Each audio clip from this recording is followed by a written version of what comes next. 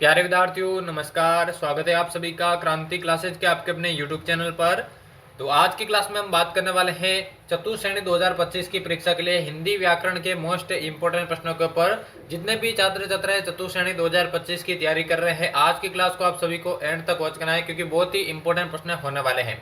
प्रश्नों के साथ साथ में आपको आंसर बताना है। तो बिना किसी देर के क्लास को शुरू करते हैं। पहला प्रश्न आपसे पूछा गया है, नारी शब्द में कौन सी संज्ञा है? जातिवाचक, व्यक्तिवाचक, भाववाचक या फिर इनमें से कोई नहीं? जल्दी से पहले प्रश्न का राइट आंसर बताइए। नारी शब्द के अंदर कौन सी संज्ञा का प्रयोग हुआ है, यही आपसे पूछा गया है। तो बात करें राइट आंसर की, नारी शब्द के अंदर दोस्तों आपके जातिवाचक संज्ञा है। पहला ऑप्शन जिसने भी सही किया है उन सभी का यहाँ पर करेक्ट आंसर हो जाएगा। अगला प्रश्न देखिए, पूछा गया इनमें से कौन सा तद्भव शब्द है? तद्भव शब्द इनमें से कौन सा है? मयूर, काक, उल्लू या फिर कोयल? सभी विद्यार्थी कमेंट करके आंसर बताइए कौन सा ऑप्शन यहाँ पर राइट आंसर हो जाएगा। 2 महीने का टाइम अभी आपके पास बचा है दोस्तों चतुर्थ श्रेणी के लिए। तो ऐसे में दोस्तों डेली क्लासेज आपको अटेंड करनी है अगर आप एक सीट दोस्तों पक्की करना चाहते हैं।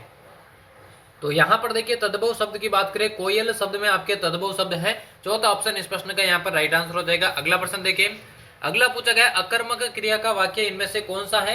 राम गिलास से दूध पीता है, लड़का मैदान में फुटबॉल खेल रहा है, लड़कियां चुपचाप पुस्तकें पढ़ रही है या फिर लड़की गा रही है? कौन सा ऑप्शन यहाँ पर इसका राइट आंसर हो जाएगा? अकर्मक क्रिया का वाक्य इनमें से कौन सा है?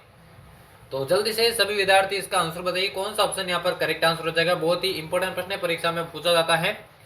तो यहाँ पर देखिए अकर्मक क्रिया की बात करूं, देखिए आपके चौथे ऑप्शन इसका राइट आंसर हो जाएगा। इसमें किसी भी प्रकार का कर्म प्रयुक्त नहीं हुआ है, यही इसका बिल्कुल राइट आंसर हो जाएगा। अगला पूछा है इन प्रत्यय का प्रयोग किस शब्द में हुआ है? पुजारिन, कठिन, चिन्ह या फिर मीन? करेक्ट आंसर आपको बताना है। जल्दी से सभी विद्यार्थी इसका आंसर बताइए कौन सा ऑप्शन राइट आंसर हो जाएगा। इन प्रत्यय का प्रयोग कौन से शब्द में हुआ है, यही आपसे पूछा गया है। तो जल्दी से सभी इसका आंसर बताइए। बहुत ही महत्वपूर्ण प्रश्न। तो इन प्रत्यय की बात करूं, देखिए यहाँ पर देखिए पुजारिन शब्द के अंदर आपके इन प्रत्यय का प्रयोग हुआ है। पहला ही ऑप्शन इसका राइट आंसर हो जाएगा। अगला प्रश्न पूछा गया केतु का पर्यायवाची शब्द कौन सा है? झंडा, आचार्य, किरण या फिर दिशा? सभी विद्यार्थी कमेंट करके इसका आंसर बताइए केतु शब्द का पर्यायवाची इनमें से कौन सा है। तो जल्दी से सभी इसका आंसर बताइए कौन सा ऑप्शन यहाँ पर करेक्ट आंसर हो जाएगा। बहुत ही इंपॉर्टेंट प्रश्न है, परीक्षा में पूछा जाता है। तो राइट आंसर की बात करें, केतु शब्द का पर्यायवाची हो जाएगा दोस्तों आपके झंडा। पहले ही ऑप्शन यहाँ पर इसका राइट आंसर हो जाएगा। अगला देखिए, अगला पूछा गया जो कुछ न जानता हो वाक्यांश के लिए एक शब्द कौन सा है? अल्पज्ञ, अज्ञ, अज्ञेय या फिर अविज्ञानी? करेक्ट आंसर बताइए जल्दी से। और जिसने भी चैनल को सब्सक्राइब नहीं किया वो सब्सक्राइब कर दे, क्योंकि चतुर्थ श्रेणी के लिए दोस्तों डेली क्लासेज आपके लिए लगाए जा रहे हैं। जो कुछ न जानता हो वाक्यांश के लिए एक शब्द आपको बताना है। तो इसके लिए जो एक शब्द है वो देखिए आपके अज्ञ है, यानी कि जो कुछ नहीं जानता उसे अज्ञ कहा जाता है। दूसरा ऑप्शन यहाँ पर इसका राइट आंसर हो जाएगा। चलिए बढ़ते हैं अगले प्रश्न की ओर। अगला पूछा है किस क्रमांक में शुद्ध शब्द है? यहाँ पर शुद्ध शब्द वाला वाक्य जो शब्द है वो कौन सा है? ज्योत्सना, तदोपरांत, झांसी या फिर तनख्वाह? सभी विद्यार्थी कमेंट करके इसका आंसर बताइए इनमें से शुद्ध शब्द कौन सा है। सभी को आंसर बताना, कोई भी पीछे नहीं लगा क्योंकि बहुत ही महत्वपूर्ण प्रश्न। तो यहाँ पर देखिए शुद्ध शब्द की बात करूं, यहाँ पर चौथा ऑप्शन इसका बिल्कुल करेक्ट आंसर हो जाएगा। चलिए अगला प्रश्न देखिए। अगला पूछा है उत्तम पुरुष शैली में लिखा जाने वाला पत्र इनमें से कौन सा है? परिपत्र, कार्यालय ज्ञापन, कार्यालय आदेश या फिर अर्धशासकीय पत्र? सभी विद्यार्थी कमेंट करके आंसर बताइए। काफी बार पूछा जाने वाला ये प्रश्न क्योंकि दोस्तों बाकी सारे पत्र आपके देखिए अन्य पुरुष शैली में लिखे जाते हैं, लेकिन एक पत्र है जो कि उत्तम पुरुष शैली में लिखा जाता है और वो है दोस्तों आपके अर्धशासकीय पत्र, और ये एग्जाम में काफी बार पूछा जाता है। तो चलिए बढ़ते हैं अगले प्रश्न की ओर।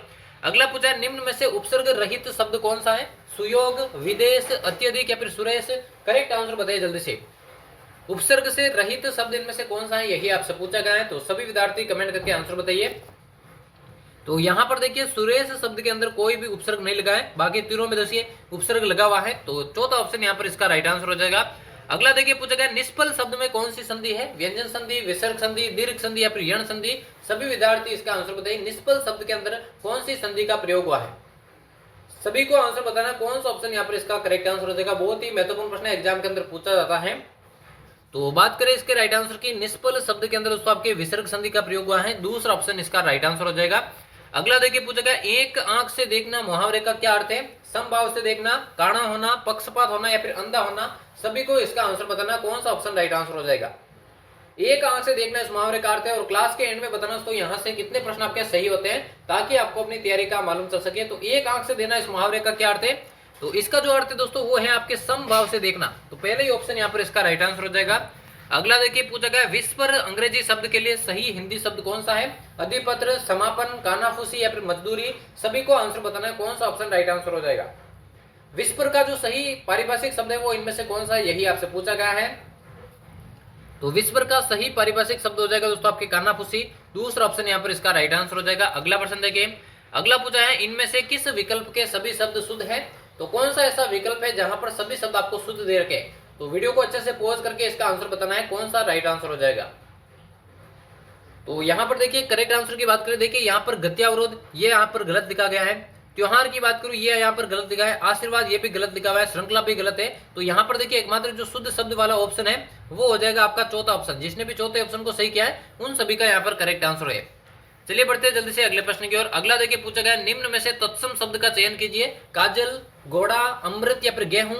सभी को इसका आंसर बताना है, कौन सा ऑप्शन राइट आंसर हो जाएगा। तत्सम शब्द का चयन इनमें से आपको करना है, जल्दी से सभी इसका आंसर बताइए। तो सभी विद्यार्थी कमेंट करके आंसर बताइए कौन सा ऑप्शन यहाँ पर बिल्कुल इसका राइट आंसर हो जाएगा। देखिए तत्सम शब्द की बात करूं, देखिए गेहूं तो आपके तद्भव शब्द है, काजल भी आपके तद्भव है, घोड़ा भी आपके तद्भव है। तो यहाँ पर देखिए जो एकमात्र तत्सम शब्द है वो आपके अमृत हो जाएगा। इसका तद्भव क्या बनेगा? इसका तद्भव बनेगा दोस्तों अम्मी। ठीक है ना। चलिए बढ़ते हैं जल्दी से अगले प्रश्न की ओर। अगला देखिए पूछा गया किस वाक्य में संबंधवाचक सर्वनाम है? मैं अपना काम स्वयं करता हूँ, कोई कुछ भी कहे हमें क्या, जिसे भी देखता हूँ वही व्यस्त है, या फिर वह स्वतः संभल गया। तो कौन सा यहाँ पर संबंधवाचक सर्वनाम का उदाहरण है?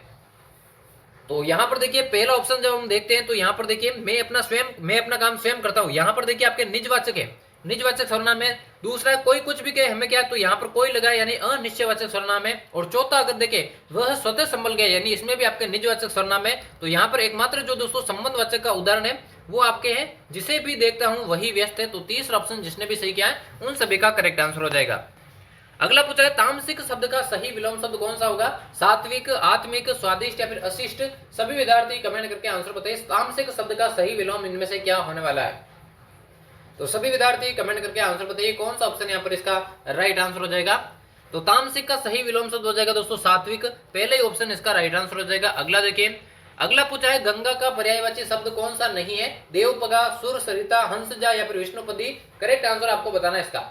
और चैनल पर देखिए आपके लिए चतुर्थ श्रेणी के लिए डेली क्लासेस लेके जा रही हैं, तो डेली आपको अटेंड करनी है, इसलिए चैनल को आपको जरूर से सब्सक्राइब कर देना। तो यहाँ पर देखिए देवपगा, सुर, सरिता और विष्णुपदी ये तीनों आपके गंगा के पर्यायवाची है, लेकिन हंसजा दोस्तों इसके पर्यायवाची नहीं है। तो तीसरा ऑप्शन यहाँ पर इसका राइट आंसर हो जाएगा। अगला देखिए, अगला पूछा है वीरांगना शब्द में कौन सी संधि है? गुण संधि, व्यंजन संधि, दीर्घ संधि या फिर यण संधि। सभी विद्यार्थियों को इसका आंसर बताना है, वीरांगना शब्द में कौन सी संधि का प्रयोग हुआ है। देखिए वीरांगना का संधि विच्छेद करके देखते हैं। देखिए वीर धन अंगना, वीर धन अंगना इस प्रकार से बनेगा। और जहां पर भी अ और अ मिलकर दोस्तों आ का निर्माण करते हैं वहां पर हमेशा आपकी जो संधि होती है वो आपके दीर्घ संधि होती है। तीसरा ऑप्शन यहाँ पर इसका राइट आंसर हो जाएगा। अगला पूछा है संतोष शब्द में कौन सा उपसर्ग लगा है? सु उपसर्ग, प्रति उपसर्ग, परि उपसर्ग या फिर परा उपसर्ग। सभी विद्यार्थी करेक्ट आंसर बताइए इसका। संतोष शब्द के अंदर कौन सा उपसर्ग लगा है? बहुत ही सिंपल प्रश्न तो ये तो यहाँ पर देखिए ये प्रश्न एग्जाम में पूछा गया है। प्रति, पर और परा से तो इसका कोई लेना देना नहीं है। तो यहाँ पर देखिए कौन सा उपसर्ग लगा है?